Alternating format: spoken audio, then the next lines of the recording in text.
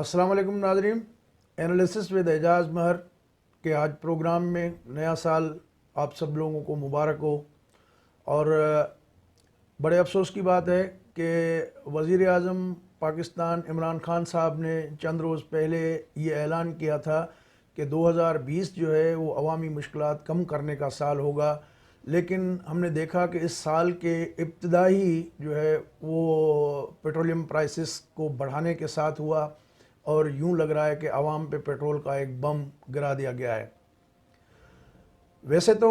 مختلف شعبوں میں اگر دیکھا جائے تو اس حکومت کی 16-17 ماہ کی کارکردگی کو اگر مد نظر رکھا جائے تو کسی خاص شعبے میں ہمیں کوئی ایسی پیش رفت نظر نہیں آتی۔ مہنگائی کا ایک طوفان ہے جو تھم نہیں رہا ہے، اور وزیر اعظم کے اعلان کے بعد یہ ایک امید پیدا ہوئی تھی کہ شاید اس ملک کے عوام کے لیے کوئی بہتری آئے، لیکن پہلے ہی دن اس سال کے آغاز کے موقع پہ ہمیں کوئی اچھی خبر سننے کو نہیں ملی۔ آج ہم تھوڑا سا ذکر کریں گے پاکستان ریلوے کا، کہ ریلوے جو ہے وہ دنیا کے کسی بھی ملک کو اگر دیکھا جائے تو وہ پبلک ٹرانسپورٹ بھی پرووائڈ کرتی ہے،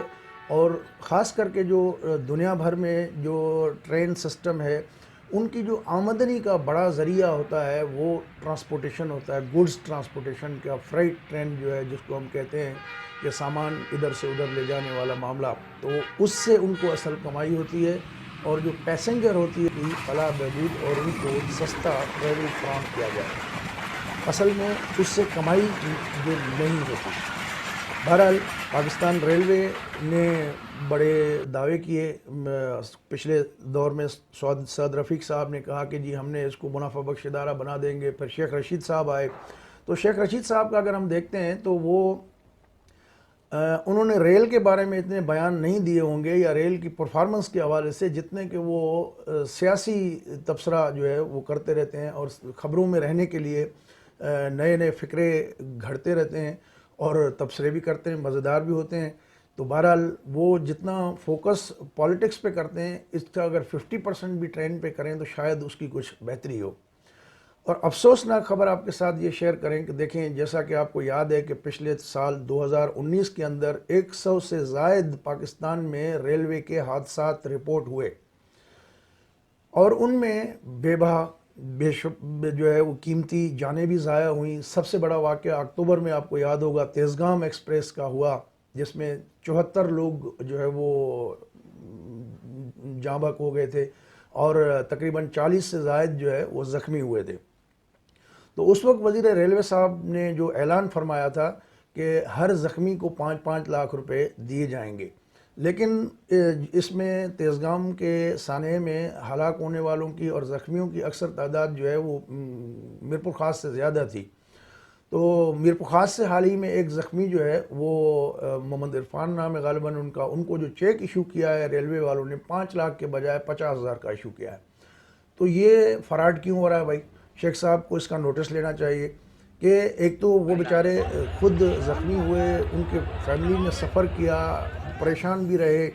اب ان کو اعلان کردہ رقم کے جو ہے وہ اتنی کٹوتی کر کے 50,000 کا چیک تھما دیا گیا ہے۔ تو اس کی انویسٹیگیشن ہونی چاہیے کہ یہ گھپلہ کہاں پر ہے، اور کون یہ گڑبڑ کر رہا ہے، کون یہ حقداروں کو پیسے کھا رہا ہے، آیا اس میں کوئی چین ہے، اوپر تک سارے لوگ ملے ہوئے ہیں، یا